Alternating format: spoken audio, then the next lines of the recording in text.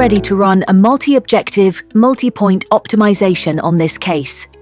We are going to run RRS with CAE to exploit the machine learning algorithm using a small but high-fidelity dataset. First, we define the optimizer input parameters: blade loading at the leading edge and the slope of the blade loading distribution, and two meridional geometry parameters, which control the leading edge position.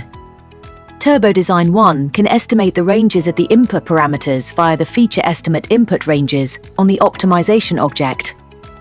By using this feature, the software automatically employs a machine learning algorithm to calculate appropriate lower and upper bounds on the design space.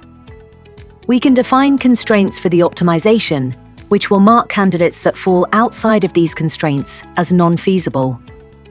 In this case, we constrain OP3, the high flow point total pressure rise, between an upper and lower limit. Next, we define the objectives for the optimization.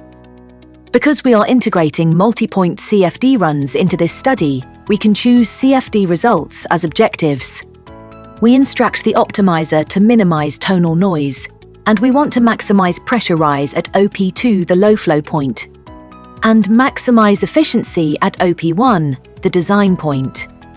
Finally, we set the optimization meta-parameters: the initial DOE size, the number of response surface search iterations, and how many extra points to add after each iteration.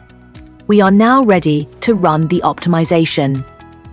As the study progresses, the design space is populated by the CFD runs, initially as a DOE and then as a gradient search.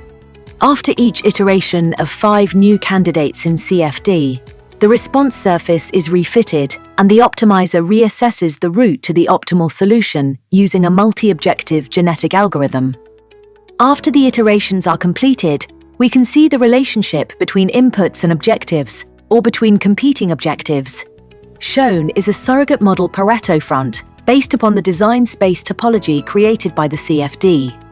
Each individual candidate in the design space can be selected for further analysis, either in Turbo Design 1 or go straight to further CFD analysis.